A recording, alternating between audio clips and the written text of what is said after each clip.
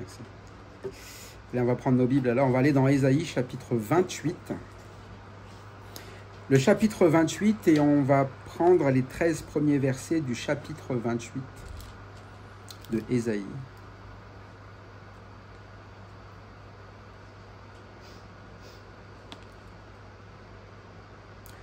On, 13 premiers versets du chapitre 28, et on peut lire de ma droite vers ma gauche. Un verset chacun. Malheur à la couronne éclatante dont sont fiers les ivrognes d'Éphraïm, à la fleur fanée qui fait l'éclat de sa parure sur la cime de la vallée fertile, à ceux qui s'enivrent de vin. Voici venir de la part du Seigneur un homme fort et puissant, comme un orage de grêle, un ouragan destructeur, comme une tempête qui précipite des torrents d'eau.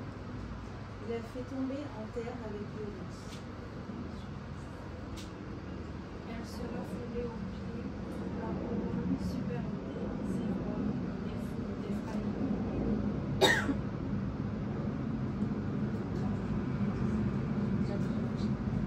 La fleur fanée qui fait l'éclat de sa parure sur la cime de la vallée fertile sera comme une figue précoce qu'on aperçoit avant la récolte. À peine dans la main, elle est aussitôt avalée. En ce jour, l'Éternel des armées sera une couronne éclatante et une parure magnifique pour le reste de son peuple. Un esprit de justice pour celui qui est assis au siège de la justice. C'est une force pour ceux qui repoussent un ennemi jusqu'à ses portes. Mais eux aussi, ils chancellent dans le vent, et les boissons fortes leur donnent des vertiges. Sacrificateurs et prophètes chancellent des boissons fortes. Ils sont dominés par le vent, ils ont des vertiges à cause des boissons fortes. Ils chancellent en prophétisant, ils vacillent en rendant la justice. Toutes les tables sont pleines de vomissements, d'ordures. Il n'y a plus de place. Ils disent, à qui veut-il enseigner la connaissance? À qui veut-il faire comprendre son message? Est-ce à des enfants qui viennent d'être sévrés, qui viennent de quitter la poitrine de leur mère? En effet, c'est ordre sur ordre, ordre sur ordre, règle sur règle, règle sur règle, un peu ici, un peu là. Eh bien, c'est par des ordres en lèvres balbutiantes et au langage barbare que l'Éternel parlera à ce peuple. Il leur avait dit, voici le lieu de repos, laissez se reposer celui qui est fatigué, voici le moment de la détente, ils n'ont pas voulu écouter. Et pour eux, la parole de l'Éternel sera précepte sur précepte, précepte sur précepte, règle sur règle, règle sur règle, un peu ici, un peu là, afin qu'en marchant, ils tombent à la renverse et se brisent, afin qu'ils soient enlacés et pris. Dans ce passage, lorsque Ésaïe parle, il dit déjà d'avance que ici, c'est une situation de malheur. C'est-à-dire que celui qui entend ce message, lorsqu'il écoute ce qui est en train de se passer, la situation qu'il vit, il doit savoir déjà que c'est ça qu'on appelle un malheur. Pourtant, dans ce moment, on dit malheur à quelqu'un qui a une couronne superbe. Ça veut dire que lui, il ne se sent pas dans le malheur. Il se sent plutôt comment? Superbe avec sa couronne. Tout a l'air bien, tout a l'air beau, tout a l'air magnifique. Et parfois, c'est ça, nous regardons à ce que nous avons et nous pensons que nous sommes magnifiques. Et ici, c'était le cas d'Éphraïm, donc d'Israël, de la partie nord. Elle pensait que tout ce qu'elle faisait, ce qu'elle avait, était bien. Qu'au final, la situation qu'il vivait était une situation où les choses sont sûres. Mais la manière dont regarde Dieu cette couronne, il va utiliser le mot, en fait, elle est semblable, l'éclat de cette parure, à une fleur fanée. Et n'importe qui va dire, une fleur fanée, à la base, ça n'a rien de superbe. Pourtant, eux sont persuadés que ce qu'ils font ou ce qu'ils ont est superbe. Et c'est ça qu'on aime avec la parole de Dieu, c'est qu'elle est là pour nous rappeler ce qui est superbe et ce qui ne l'est pas. Et une chose est sûre, c'est que ce qu'ont ici comme couronne Éphraïm, c'est pas superbe. D'ailleurs, il va appeler ça une couronne superbe des ivrognes. Et il va insister dans les exemples et dans ce que c'est sur ce qu'est au final un ivrogne. Je ne sais pas si vous avez déjà rencontré des personnes ivrognes ou si vous l'avez déjà été. Moi, je l'ai déjà été, j'ai déjà rencontré. Donc, je sais que quand je rencontre quelqu'un d'ivrogne, est-ce que vous avez déjà réussi à avoir une conversation sensée avec quelqu'un de ivre? Vous discutez avec lui, il a l'impression, si par exemple il doit prendre la voiture, qu'il est capable de le prendre. Et il va vous argumenter que forcément, le fait qu'il est en train de le faire là, il saura bien faire les choses, tout va bien se passer, t'inquiète. Pourtant, quand vous le regardez, vous voyez bien qu'il est... il est ivrogne. Et vous allez lui dire, mais non, prends pas le volant. Bon, ça va, t'inquiète, je connais la route, j'arriverai. Mais le principe, c'est que l'ivrogne n'est pas au courant qu'il est ivre. Au contraire, quand vous êtes ivre, vous êtes plutôt dans une sensation d'être quoi? D'être capable. C'est pour ça que les gens s'enivrent. Quand vous vous enivrez, vous avez l'impression que... J'avais un cousin, je me disais toujours, il appelait ça le jus de courage. Pourquoi il dit jus de courage? Parce que quand je bois, j'ai du quoi? J'ose. Là, je peux dire les choses. Je parle. J'exprime tout ce que je pense. Et c'est vrai, si vous avez des discussions avec des ivrognes, ils parlent. Ils parlent même beaucoup. Et quand ils parlent, qu'est-ce qu'ils peuvent refaire le monde? Ça parle de tout. Gouvernement, politique, tout. Comment conduire, comment faire les choses. Tout. Pourtant, ce sont des quoi? Vous ne la laisserez même pas conduire une voiture. Et il parle déjà de quoi? De conduire le monde entier mieux même que... Mais c'est ça, Ephraïm. Ephraïm, dans leur comportement, ils ne sont même pas capables d'avoir la conduite qu'il convient et ils sont en train de penser qu'ils ont la parure bonne pour pouvoir même bien faire les choses. Mais c'est pour ça qu'à un moment donné, la parole de Dieu nous appelle à savoir bien nous conduire, avant de parler même de quoi? De conduire. Avoir une bonne conduite. Et un ivrogne ne peut pas avoir une bonne conduite. Un ivrogne a besoin, à un moment donné, de sevrer pour pouvoir avoir une bonne conduite. Et seulement sobre, il va être capable de quoi? De faire quelque chose qui est bon. Et le problème ici, c'est que il est ivre. Il pense même que sa parure, elle est quoi? Elle est magnifique. C'est pour ça que quand vous essayez de convaincre un ivrogne quelque chose, c'est très compliqué. Vous avez beau lui parler, beau lui dire les choses, lui, il va toujours vous argumenter malgré le fait que ça soit une fleur fanée. Pour lui, c'est quoi? C'est une couronne superbe. C'est pour ça qu'à un moment donné, ici, l'Éternel parle, et parle quand même en donnant la situation. Il dit « Malheur à la couronne superbe des ivrognes d'Éphraïm, à la fleur fanée qui fait l'éclat de sa parure sur la cime de la fertile vallée de ceux qui s'enivrent. » En fait, tu as beau avoir tout qui a l'air beau, mais en fait, tu es en train de t'enivrer. Et t'enivrer, ça veut dire qu'à un moment donné, tu te crois assez fort. Tu te crois avoir tout. Tu te crois être capable, comme tous les gens ivres.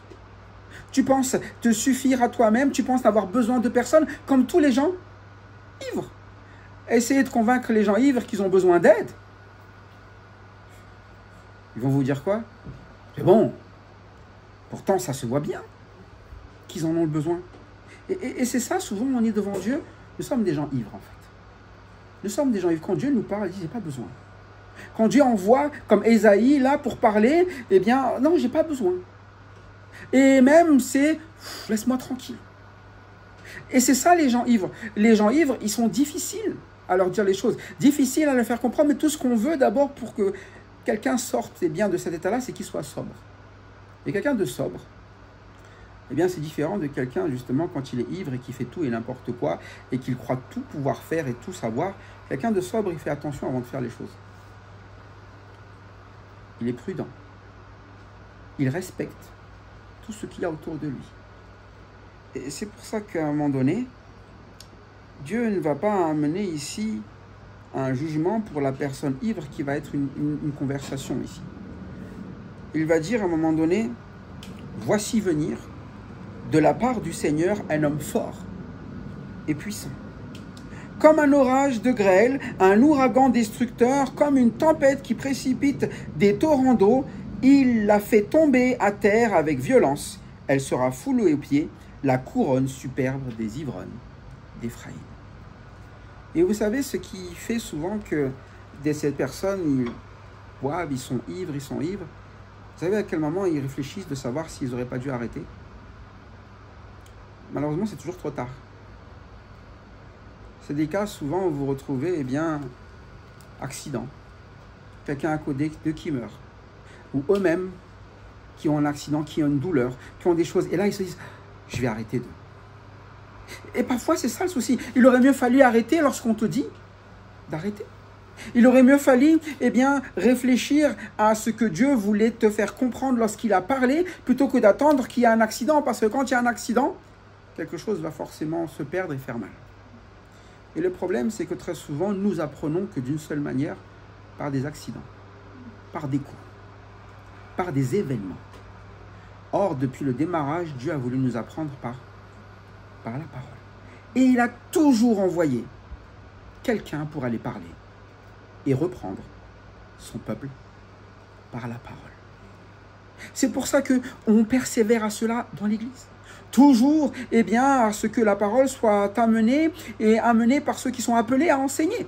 Parce que le moyen, eh bien, d'amener ce qui est de la justice de Dieu, c'est de laisser l'Éternel s'adresser à nous selon les moyens de l'Éternel. Et on voit qu'il va toujours envoyer. Il va toujours établir, comme il l'a toujours fait. Et il y aura toujours des personnes qui vont quoi? Qui vont être comme Éphraïm. Ils ne veulent jamais écouter. Ils ne veulent jamais entendre. Ils ne veulent jamais faire. Parce qu'ils pensent déjà que leur couronne, elle est comment? Superbe. Mais c'est le principe des ivrognes. Vous pouvez faire ce que vous voulez. Eh bien, à un moment donné, ils attendent juste qu'il y ait une catastrophe pour dire bah, c'est une catastrophe. Mais simplement, quand ils vont voir que la fleur fanée qui faisait l'éclat de leur parure sera comme quoi? Comme une figue précoce qu'on aperçoit avant la récolte et qui, à peine dans la main et aussitôt, avalée. C'est une petite chose, ce n'est rien. Il n'y avait même pas de code ou rien. Et à un moment donné, elle va disparaître en un moins de temps. Et tout ça, ce sont ce qu'on appelle des avertissements que Dieu donne. Comme vous avez des avertissements très souvent quand on va parler même d'alcool.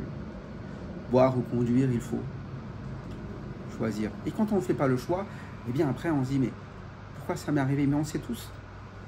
À un moment donné, si tu conduis alors que tu n'es pas en état de conduire, si tu n'es pas sobre, si tu n'es pas à l'écoute de la parole et que tu veux conduire ta vie, tu vas forcément à un moment donné te retrouver dans un accident pour comprendre les choses. C'est pour ça que Dieu a toujours fait le choix d'amener ce qu'on appelle sa parole. Et quand sa parole, elle est perçue, écoutée, eh bien, il y a quelque chose qui va être différent. D'abord, la personne ne va plus être là pour se regarder briller. Et elle ne va plus être comme un ivrogne, c'est-à-dire un ivrogne, c'est toujours à faire les choses malgré son état, malgré le fait qu'elle est au courant, et bien que ce n'est pas conforme au final à ce que l'Éternel veut, ce qu'il vit. Non, en ce jour-là, dit le verset 5, l'Éternel des armées sera une couronne éclatante et une parure magnifique pour le reste de son peuple. C'est ce qui différencie un ivrogne de quelqu'un qui a réellement compris ce qui est bon. En réalité, il ne va pas dire « moi je sais ». Il va simplement comprendre « j'ai entendu ». Et c'est ça la vie avec l'Éternel. Si on vit quelque chose, c'est parce qu'on l'a entendu comme l'Éternel le voulait. De sorte qu'on ne se dise pas « j'ai été extraordinaire, j'ai été génial, je sais faire, je suis capable, je vais ». À un moment donné, celui qui a réellement compris la vie selon Dieu, celui qui n'est pas malheureux, c'est celui qui a compris que c'est l'Éternel qui est la couronne. C'est celui qui a compris qu'à un moment donné, dans son langage, ce qu'il va mettre en priorité, c'est toujours l'Éternel. Et c'est l'Éternel qui va toujours être, eh bien même la personne qu'il va écouter. Et pour le reste du peuple, c'est-à-dire celui qui est bien différent d'Éphraïm, c'est sa manière de vivre. Ça veut dire qu'il n'y a que deux façons de vivre. Une façon de vivre qui est comme un ivrogne, c'est-à-dire d'avoir sa couronne superbe, eh bien, qui est en fait une fleur qui fane, soit d'être celui qui voit en l'Éternel des armées sa couronne, sa parure, et qui va agir en conséquence. Comme on l'a dit, si un ivrogne est persuadé que ce qu'il fait est toujours bien, ici, quelqu'un qui a l'Éternel pour parure, eh bien l'Éternel sera pour lui quoi, dit au verset 6?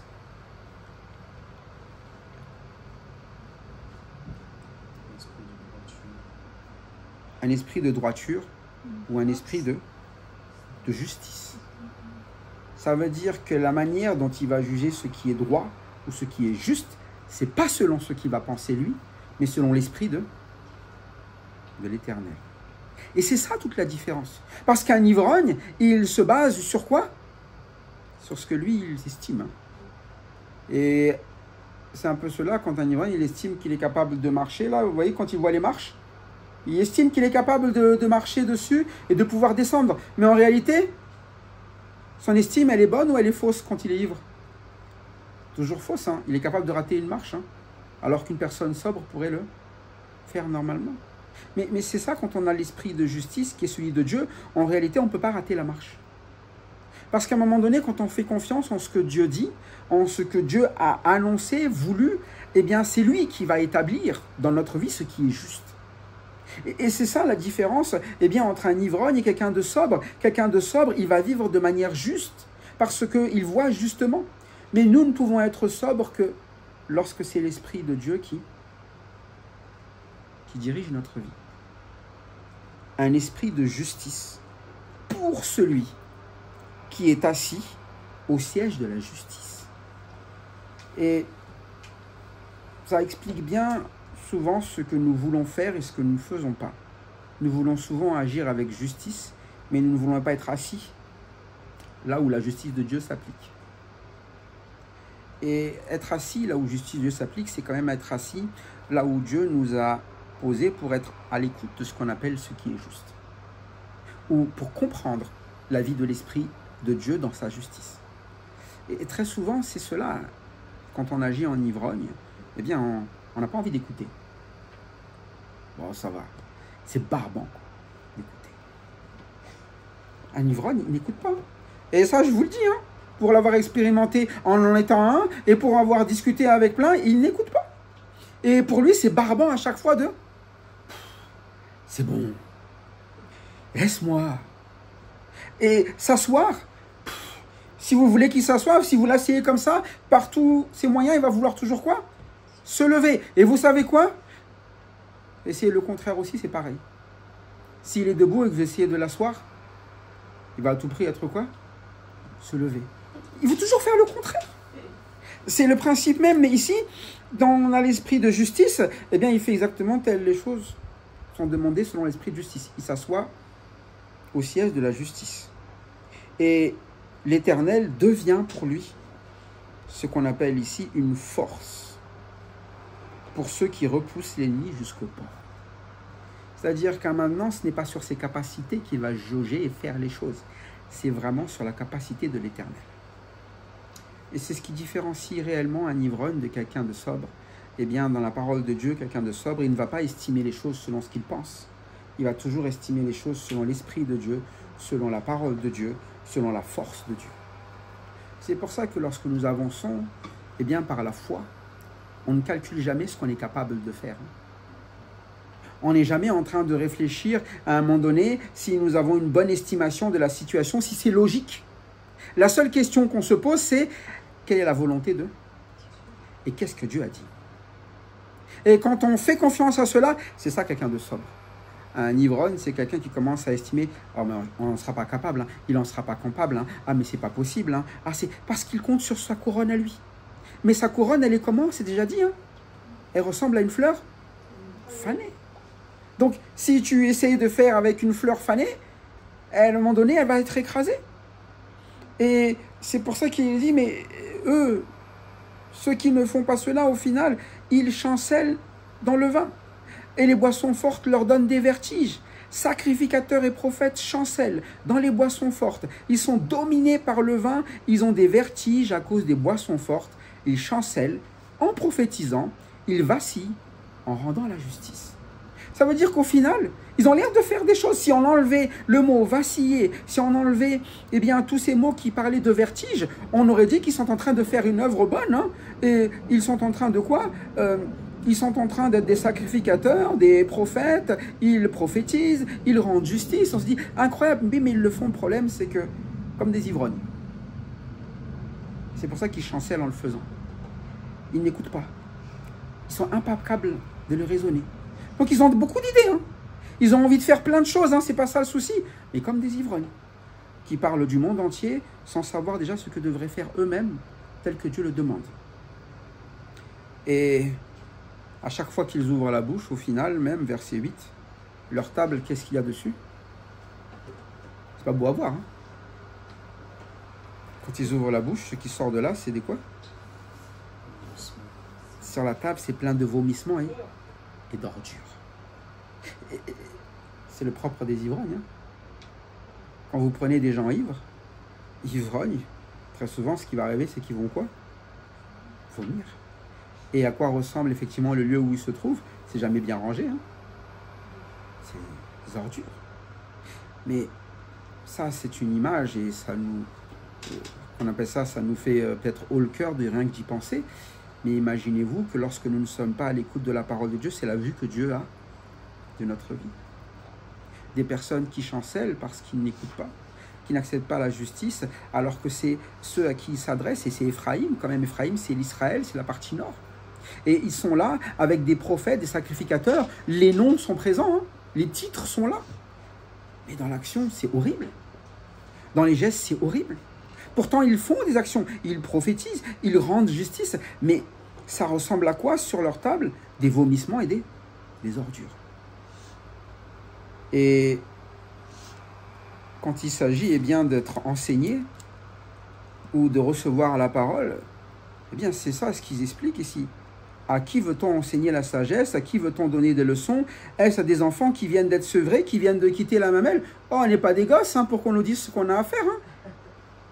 Oh, nous, on ne va pas nous enseigner, j'ai pas besoin de ça, on n'en peut plus. Dieu, c'est toujours pareil. Hein. C'est quoi déjà? Verset 10, précepte sur précepte, précepte sur précepte, règle, règle, règle. On ne peut jamais faire ce qu'on veut. Mais les ivrognes, ils n'aiment pas ça. Parce que les ivrognes, ils veulent faire ce qu'ils... sans rien penser. C'est pour ça qu'à un moment donné, ça n'a jamais changé. Hein. Mais ce n'est pas parce que c'est une question d'alcool d'un point de vue physique ici. C'est vraiment un comportement. Le comportement de ne jamais être enseignable en soi. De ne jamais aimer être enseigné. D'avoir toujours quelque chose à dire et à redire. Plutôt que d'être à l'écoute et de faire. Mais du coup, ils ne savent même plus faire ce qu'ils sont censés faire, c'est-à-dire être ici des sacrificateurs, des prophètes, tout comme ici, au lieu d'être avec une vraie couronne qui est l'éternel, ils ont une couronne qui est bidon, qui est ce qu'on appelle ici une fleur fanée. Et ils croient que lorsqu'on leur dit les choses, ce sont des quoi? Des bébés. Mais en fait, quand quelqu'un vous dit « je ne suis pas un bébé », en réalité, ceux qui disent ça, ce sont qui? Ce sont les bébés. Ce sont les enfants qui disent « je ne suis pas un bébé hein. ». Parce que les adultes, ils n'ont pas besoin de réagir à cela. Ils sont adultes. Et ils font juste ce qu'ils ont à faire. Mais c'est les enfants qui ont besoin de préciser « je ne suis pas un bébé » parce qu'en réalité, ils ont besoin de le prouver. Mais vous savez, quand vous vivez la vie de l'Éternel, vous n'avez jamais le Seigneur qui a dû prouver qui il était. Hein. Il l'était. Et dans tout ce qu'il faisait, il l'était. Il était Dieu. Et Dieu fait homme, agissait comme Dieu. Et parfois, on lui posait la question, qui tu es? Il dit, toi, qui dis-tu que je suis? La question, il va le reposer. Mais nous, souvent, nous sommes là, on a besoin de prouver, je ne suis pas un enfant qui est sevré, hein. Je ne suis pas quelqu'un, je n'ai pas besoin qu'on me dise les choses, hein. Je n'ai pas besoin qu'on me mette précepte, tout précepte, laisse-moi un peu faire. Et un peu ici, un peu là, c'est bon, c'est tout ce que je fais, ne me demande pas plus que cela. Le Seigneur va dire, tu ne veux pas m'écouter? C'est par des hommes aux lèvres balbutiantes et au langage barbare que l'Éternel parlera à ce peuple. C'est pire même, je vais te faire parler à des personnes qui parlent comme des bébés. Vous savez, c'est quoi balbutier? C'est comme les gens qui bégayent, qui ne savent pas bien parler. Vous pensez être assez intelligent pour ne pas avoir besoin qu'on parle, vous allez voir, ce sont même des gens qui ne parlent pas très bien. qui vont vous parler. Ce sont eux qui vont vous faire comprendre les choses. Et parfois, c'est ça. Nous finissons par être des vrais enfants. C'est-à-dire qu'on a même des personnes qui sont censées moins savoir que nous, qui vont nous apprendre les choses. Parce qu'on croit déjà toujours savoir. Et c'est pour ça qu'il dit, c'est un langage barbare. Ça ne va pas vous plaire parce que ce n'est pas le langage qu'on utilise d'habitude. Ce n'est pas un langage que vous avez toujours entendu. Et ce sont ceux-là par lesquels l'Éternel a décidé une chose. C'est eux qui vous parleront. Et c'est pour ça qu'ils s'opposent toujours pour ne pas écouter. Et l'Éternel va dire, mais je vais vous parler. Et même avec la manière que vous ne supporterez peut-être pas. Des barbares. Vous imaginez Israël, et ce sont des étrangers qui se mettent à renoncer les choses. Et vous savez que c'est une prophétie ici. Hein. C'est ce qui va vraiment se passer. C'est dans des langues étrangères qu'ils vont entendre pour eux. L'Éternel va vraiment accomplir cela. Et qu'est-ce que ça a dit? Eh bien, tout simplement, dans Romains, l'Éternel aussi les rend jaloux. Eux qui pensaient tout savoir, eux qui pensaient avoir la connaissance, l'Éternel va les rendre jaloux. Il va les dire, mais même un peuple qui m'écoute, mais qui, avec un langage de barbare, sera capable de vous enseigner mieux que vous êtes capable de quoi vous-même? De comprendre les choses. C'est pour ça qu'ici, on a toujours l'Éternel qui s'adresse à Ephraïm, mais il me dit, c'est un malheur. Mais le seul moyen de vous sortir de ce malheur, c'est que vous ayez l'humilité. Et l'humilité, c'est d'apprendre à écouter. Et vous allez même apprendre par un peuple par lequel vous aurez dû, eux, vous voulez leur apprendre les choses. Ils balbutient, mais c'est eux qui vont vous quoi? Eh bien, qui vont vous ramener les paroles que j'ai données. Et ces paroles, c'est quoi? Il disait, voici le repos. Laissez reposer celui qui est fatigué. Voici le lieu du repos. Mais ils n'ont point voulu écouter. C'est-à-dire que les paroles qui vont être données ici, ce sont des paroles qui ne vont pas être là pour qu'ils essayent de faire, pour qu'ils essayent de montrer qu'ils sont capables, pour qu'ils soient forts. Il dit, non, ce sont des paroles, repose-toi. Vous savez la différence entre quelqu'un qui est stressé et quelqu'un de reposé? À votre avis, qui stresse le plus? Un adulte ou un enfant normalement? Pourquoi un adulte stresse plus? Parce qu'il y a plus de responsabilités. Pourquoi un enfant ne stresse pas? Hein? Parce qu'il y a les adultes qui s'occupent. Vous n'avez jamais un enfant qui va se dire « Qu'est-ce qu'on va manger demain? Qu'est-ce qu'on va manger demain ?» Ils vont juste faire quoi? Quand est-ce qu'on mange? Ils ne stressent pas pour savoir si on va manger. Ils vont toujours réclamer. Peut-être que l'adulte, là, il sera là. Je ne sais même pas si on va manger demain. Mais l'enfant, il ne stresse pas. C'est ça ce qu'on appelle le repos. Vous êtes reposé parce que vous savez que quelqu'un s'occupe d'eux. Mais vous n'êtes pas reposé parce que vous commencez à vous occuper des affaires qui ne sont pas censées être les vôtres. Hein? Et c'est pour ça que très souvent, les enfants aujourd'hui stressent parce qu'on leur met des choses qui ne sont pas censées être pour eux. On leur fait prendre des responsabilités d'adultes alors que ce sont encore des... Ils ne supportent pas après. Mais c'est la même chose pour nous. Très souvent, nous pouvons prendre le pas sur ce que Dieu a dit, sur la manière dont Dieu fait les choses. Déjà, nous n'acceptons pas la manière dont Dieu fait et nous prenons nous la responsabilité de savoir comment faire, comme un ivrogne. Mais un ivrogne, pour ne pas stresser, justement, il boit. Sauf que du coup, il chancelle. Et c'est ça le problème, c'est qu'ils n'écoutent pas. Alors qu'on leur a donné la solution pour être sobre, il suffit quoi? Que tu te reposes. Que tu te reposes et que tu laisses l'Éternel faire. Et c'est ça en réalité quelqu'un qui est ivre, pour qu'il dégrise. Vous savez ce qu'on fait pour qu'il sorte de son état d'ivrognerie? Qu'est-ce qu'on lui demande de faire? Vous l'avez jamais fait, hein? Hein? C'est quoi une cellule de déguisement? Tu sais ce que c'est? Hein? Ouais, en fait, c'est juste tu le mets dans un endroit et tu le laisses jusqu'à ce que il sorte de son état, qu'il dégrise. Il doit faire quoi alors? Il doit rien faire. Il doit juste arrêter de boire et de s'agiter. Et c'est ça souvent dans notre vie avec le Seigneur. Ce qu'il nous demande, c'est moi qui fais. Toi, tu es là où je te demande. Une cellule de dégrisement. Tu vas juste écouter, faire les choses comme je te demande. Te reposer dans ce que je vais faire, pas dans ce que toi tu vas faire. Mais le problème d'Éphraïm, c'est ça. Quand on a une couronne superbe, on croit qu'on est capable de. Mais quand on a l'Éternel comme couronne, on sait qu'il est capable, lui, de. Donc on marche toujours dans le repos, sans jamais craindre ce qui va se passer. Et c'est ça d'avoir la vie en Christ. Quand nous sommes en Christ, nous sommes dans le repos. Christ est notre... Parce que la vie qui nous amène à mener, eh bien, c'est une vie reposante en réalité. Et c'est pour ça que ce message qui vient de l'étranger, ils vont leur annoncer le repos en réalité. Et le repos qui est en Christ, c'est cela. Laisser reposer simplement celui qui est fatigué. Et c'est pas, et à un moment donné, toi qui vas savoir comment te reposer, mais c'est Dieu qui sait comment toi tu dois te reposer. Et pour eux, ceux qui n'ont pas voulu écouter, eh bien, même la parole ne sera pas un repos. Pour eux, la parole, c'est quoi, comme il l'a dit, et il le répète encore? Précepte sur précepte, règle, règle, règle, règle, un peu ici, un peu là. C'est quelque chose de reposant ou quelque chose de quoi quand ils parlent? Fatigant. Mais parce qu'ils ne comprennent pas la parole. Ils voient la parole comme une quoi? Règle, règle, précepte, précepte, ce sont des quoi? Des lois. Or, le message, c'est quoi? La parole, en fait, c'est quoi? C'est un repos.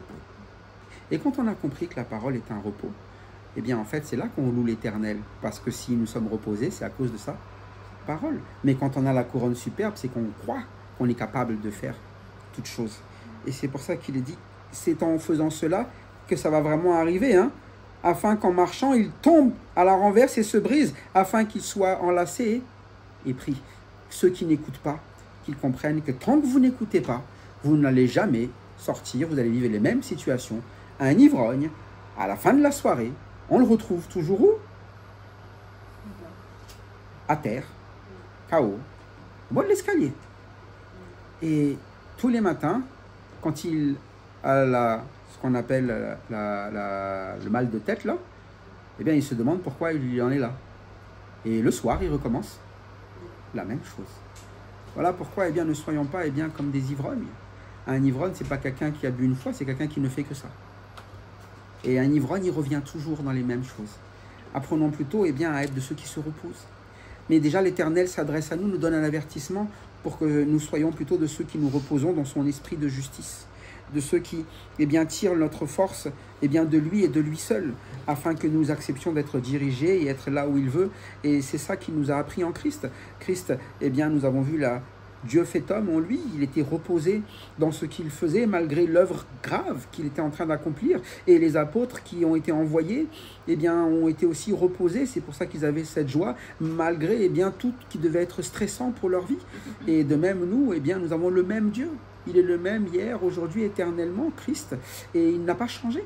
Ça veut dire que nous avons toujours le repos, eh bien, en celui, eh bien, qui est capable, et c'est simplement Dieu. Que Dieu donc soit celui, eh bien, qui prend vraiment soin et garde sur nous, et que nous ne soyons pas de ceux qui partagent la pensée d'être une couronne ou d'avoir une couronne superbe devant l'Éternel, mais que ce soit l'Éternel seul notre couronne. À Dieu la gloire en Christ. Amen.